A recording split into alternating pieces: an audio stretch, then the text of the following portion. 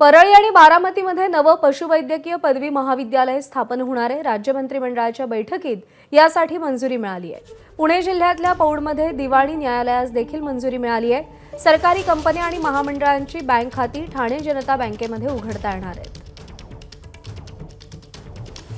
थेट जाऊयात, गिरीश महाजन बोलतात।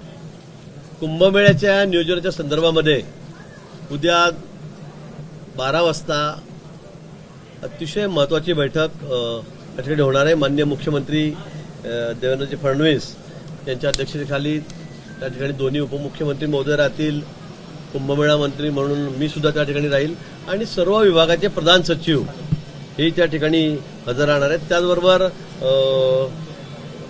रेल्वेच्या संदर्भामध्ये आपल्याला 2-3 प्लॅटफॉर्म वगैरे जास्त करावे लागणार आहेत। विमानतळाच्या संदर्भामध्ये सुद्धा आपल्याला मोठा निर्णय त्या ठिकाणी घ्यावा लागेल। त्याच्या एक्सपेन्शन संदर्भामध्ये, पार्किंगच्या संदर्भामध्ये मोठा निर्णय त्या ठिकाणी होईल।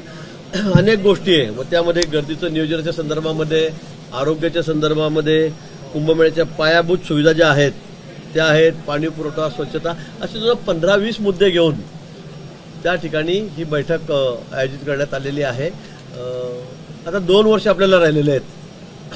आताच आपण प्रयागराजचा कुंभ या ठिकाणी बघतोय आणि त्या ठिकाणी गर्दी बघतोय, म्हणून गेल्या वेळेपेक्षा दुप्पट, तिप्पट, चौपट गर्दी होण्याची शक्यता सुद्धा नाशिक कुंभमेळ्यामध्ये आहे। आणि म्हणजे गर्दीचं नियोजन झालं पाहिजे, कुठेही अनुचित प्रकार होता कामा नये, यासाठी सगळ्या खबरदाऱ्या आम्हाला घ्यायच्या आहेत। गेल्या वेळी 12 वर्षापूर्वी, 10 वर्षापूर्वी अतिशय सुंदर असं नियोजन आपण कुंभमेळ्याचं त्या ठिकाणी केलेलं होतं। कुठेही कुणाला इजा झाली नाही, कोणी जखमी झालं नाही, कोणी मिसप्लेस झालं नाही आणि कोणी त्या ठिकाणी मृत्यू पावलं नाही, कुठे अपघात झाला नाही। आणि म्हणून याही वेळेला अतिशय सुंदर असं नियोजन आपल्याला या कुंभमेळ्याचं करायचं आहे। स्वच्छ कुंभ करायचा आहे, सुरक्षित कुंभ करायचा आहे आणि त्या संदर्भामध्ये माननीय मुख्यमंत्री महोदयांनी उद्या महत्त्वाची बैठक बोलवलेली। तुम्ही जुन्या कुंभमेळ्याचा उल्लेख केला, मी बरोबर असेल तर तुम्ही त्यावेळी पालकमंत्री देखील होतात, जबाबदारी पूर्ण त्यांच्याकडे होती। पण आता तुम्ही फक्त कुंभमेळा मंत्री आहात, पालकमंत्रीपद जाहीर होत नाहीये। अशा वेळी अनेक अडचणी येतात, खरं तर प्रत्यक्षपणे अनेक अडचणी येतात, बैठकांसंदर्भात असेल, काही आदेश प्रत्यक्ष करण्यासंदर्भात असतील। हा तिढा सुटणार आहे का? आणि त्यातली त्यात कुंभमेळा मंत्री म्हणून तुम्हाला जास्तीत सगळे अधिकार, पालकमंत्र्याला जेवढे अधिकार असतात तेवढे प्राप्त होणार आहेत का? मला वाटतं की या संदर्भामध्ये आपल्याला माहिती आहे, रायगड आणि नाशिकचा थोडा तिढा आहे। मला वाटतं या 2-3 दिवसामध्येच हा प्रश्न सुटेल, कारण हे खरं आहे, पण पालकमंत्री पद असल्याशिवाय बाकी बैठका करता येत नाही, नियोजन समितीच्या बैठका घेता येत नाही, हे खरं आहे। पण मला असं वाटतं की ते जरी खरं असेल तरी सुद्धा कुंभमेळ्याच्या नियोजनाच्या बाबतीमध्ये आम्ही कुठेही मागे नाही। माननीय मुख्यमंत्री महोदय, दोन्ही उपमुख्यमंत्री महोदय या संदर्भामध्ये अतिशय बारीक लक्ष घालतायत। परवाच शिंदेसाहेब जाऊन बैठक करून आलेत। गेल्या आठवड्यामध्ये माननीय मुख्यमंत्री महोदयांनी एक सविस्तर बैठक या संदर्भामध्ये घेतलेली होती आणि म्हणून मला असं वाटतं की या नियोजनामध्ये आम्ही कुठेही मागे राहणार नाही। पण तरी पालकमंत्र्याची गोष्ट जर लवकर झाली तर त्याचा अधिक फायदा कुंभमेळ्यासाठी सुद्धा होणार आहे। लवकर होईल।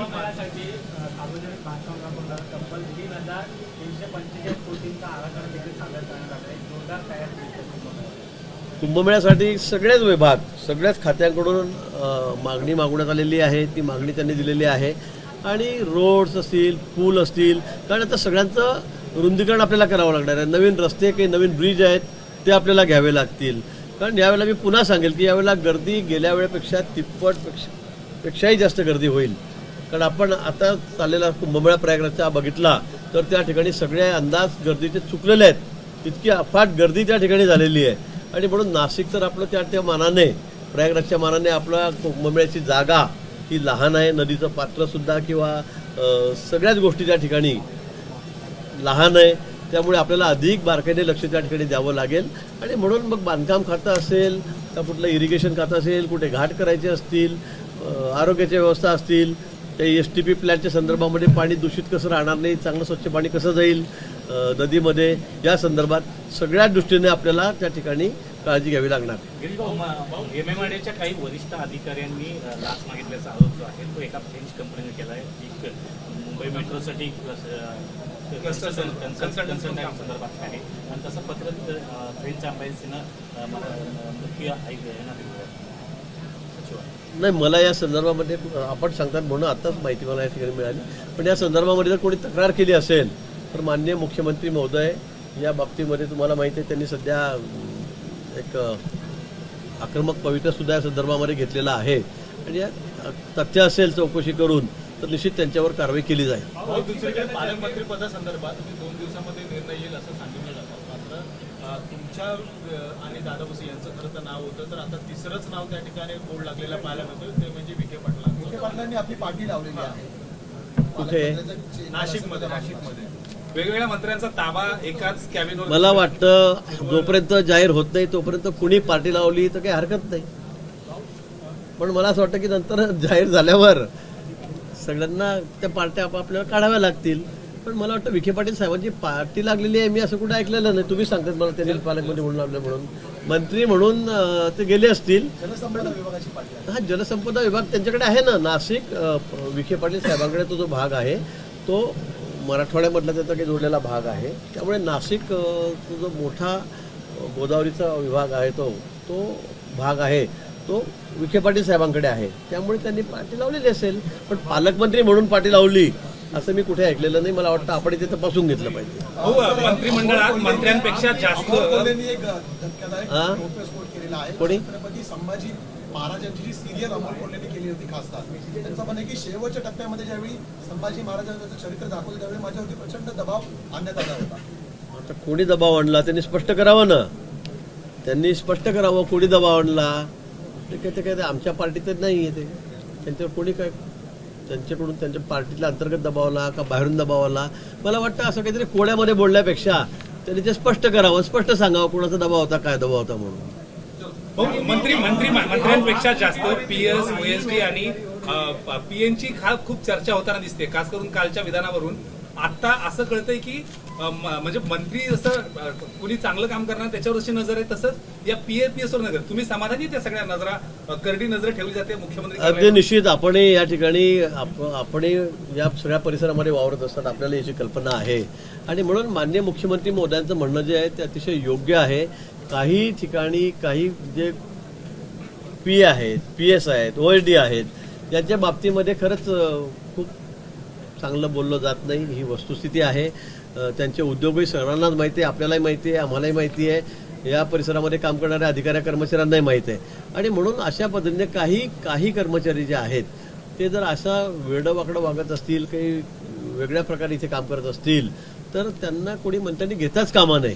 आणि त्यांची यादी मुख्यमंत्री मोदयांकडे आहे. त्यांना माहिती आहे काय करतो कोण, काय करतं कोण नाही. म्हणून त्यांनी सांगितलंय की आपण हे सगळ्या लोकांना वगळून आपण त्या ठिकाणी आपला स्टाफ नेमावा. मला वाटतं यात गैर काहीही नाही. योग्य करत आहेत आणि माझ्याकडे सुद्धा अशा 16 दलाल फिक्सरांची यादी आहे. मला वाटतं उद्धवजी मुख्यमंत्री असताना जर आपण हे फंडा केला असता, चालवला असता अशा पद्धतीने तर फार बरं झालं असतं. आता काहीतरी माझ्याकडे यादी आहे, मग तुमच्या वेळेला हेच लोक होते, मग त्यावेळेला आपण का नाही असं पुढाकार घेतला या बाबतीमध्ये की असे जे भ्रष्ट आहेत, जे चुकीचे कामं करतायत, फारच दलाल्या करतायत, अशा लोकांना घेऊ नका. हे आपण केलं नाही. आता बोलून काय उपयोग आहे? आता काय सांगतो माझ्याकडे यादी तर आपण सरकारमध्ये असताना आपण काय कारवाई केली त्या लोकांवर? आपण का ठेवलं त्याला तुमच्याकडे? याचे उत्तर त्यांनी दिलं पाहिजे. सातत्याने कौतुक केलं जात आहे फडणवीसांचं राऊतांकडून किंवा साधनामधून सुद्धा यादी कौतुक केलं होतं. का ही जवळीक वाढते? नाही बाबा, मला काही या बाबतीमध्ये माहिती नाही. उष्णतेचा पारा वाढतोय, मात्र दुसरीकडे मुंबईमध्ये पाणी कपात. उनकी नियुक्तियां भी नहीं करने में नहीं, मुझे लगता है अभी 80-90% जो स्टाफ है मंत्रियों का उसकी अपॉइंटमेंट हो गई है. बहुत कम ऐसे मिनिस्टर होंगे कि जिनका कहना है मुझे यही चाहिए वही चाहिए. लेकिन माननीय मुख्यमंत्री महोदय जी ने कहा है कि भाई कुछ लोग हैं जो गलत काम करते हैं मंत्रालय में, कई सालों से यही बैठे हुए हैं, वही पीए रहते हैं, वही पीएस रहते हैं, वही ओएसडी रहते हैं. तो उनके लिए कुछ माननीय मुख्यमंत्री जी का आक्षेप है और सभी का है.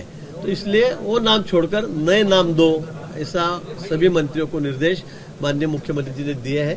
मुझे लगता है 2-3 दिन में जो भी 10-20% अपॉइंटमेंट होगी वो भी हो जाएगी. इसके चलते महायुति में दरार के संकेत दिख रहे हैं. कोई दरार हम लोगों में नहीं है. माननीय शिंदे साहब ने भी इसे अनुमति दी है. दादा ने भी कहा है कि आप जो कर रहे हैं सही है, ठीक है. और मुझे लगता है आपको भी लगता होगा कि जो देवेंद्र जी कर रहे हैं, माननीय मुख्यमंत्री जी, वो सही कर रहे हैं. नासिक में जो कुंभ मेला आयोजन किया जाएगा उसको लेकर के क्या निर्णय लिए गए और कैसी तैयारी है सरकार की? कुंभ मेला अभी 2 साल रहा है. 27 में कुंभ मेला शुरू होगा।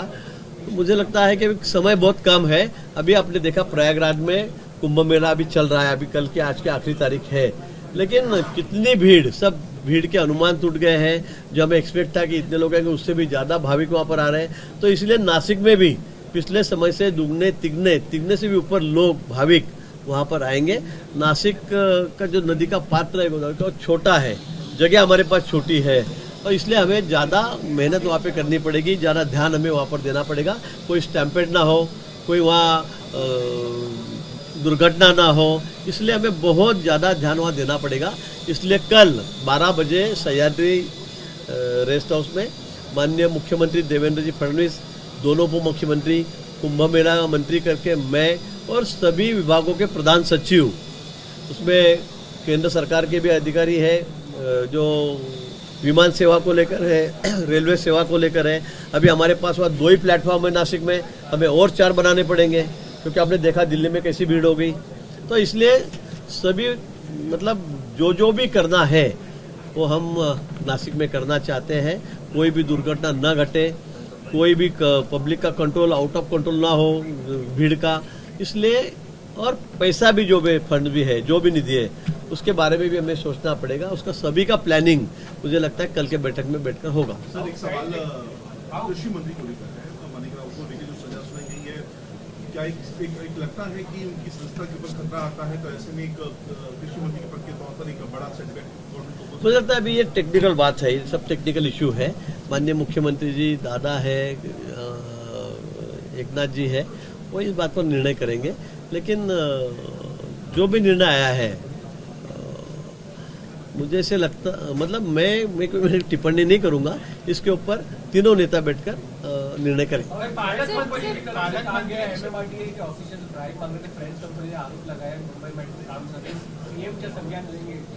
बिल्कुल, मैंने भी पढ़ा है, मैंने भी देखा है कि किसी ने फ्रेंच कंपनी है, उन्होंने कहा है कि हमें भी कुछ पैसे मांगे गए हैं, इसके लिए उन्होंने रिटर्न में कंप्लेंट भी की है। माननीय मुख्यमंत्री जी इसको जरूर इसका पूरा इंक्वायरी करेंगे और उसके बाद जो भी है उसका कार्रवाई उनके ऊपर होगी। मुझे लगता है जल्द से जल्द पालक मंत्री का मुद्दा भी सुलझेगा। जल्द से जल्द यही शब्द मेरे पास अभी है, लेकिन हो जाएगा। मुझे लगता है 2-3 दिन में होना चाहिए। माननीय मुख्यमंत्री उसके बारे में बहुत सीरियस है, गंभीर है, क्योंकि कुंभ मेला आ रहा है। कुंभ मेले को लेकर अभी बहुत सारी मीटिंग बाकी है, इंफ्रास्ट्रक्चर का मतलब बहुत से काम है, वो भी सब बाकी है।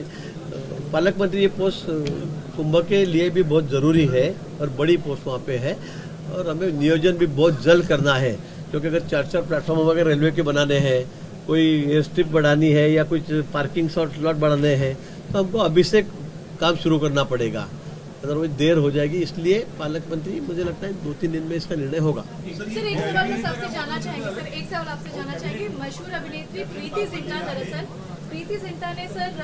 कुछ ही दिन पहले दरअसल भाजपा को लेकर कई अच्छे शब्द और तारीफ की थी सोशल मीडिया पे, जिन्होंने काफी सुर्खियां बटोरी थी।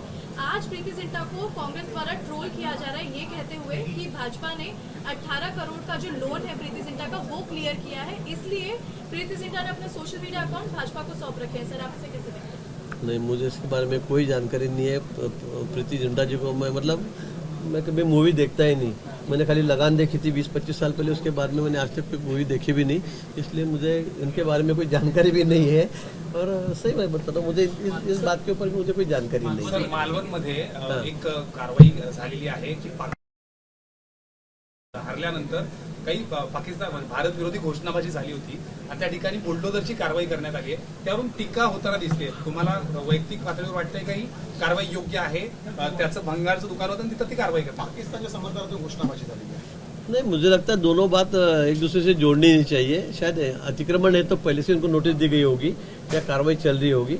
ये तो एक संजोग है कि भाई बस पाकिस्तान हार गया और कार्रवाई हो गई और उन्होंने कुछ गाली गलौज की होगी, मुझे पता नहीं इस बारे में। लेकिन अगर हमारा देश जीतता है, पाकिस्तान हारता है और इस तरह की कोई टिप्पणी गलत करता है, तो ये मुझे लगता है तो राष्ट्रद्रोही है। ऐसे जो लोग हैं उनको बिल्कुल पकड़ के अंदर करना चाहिए, इनके ऊपर कार्रवाई करना चाहिए।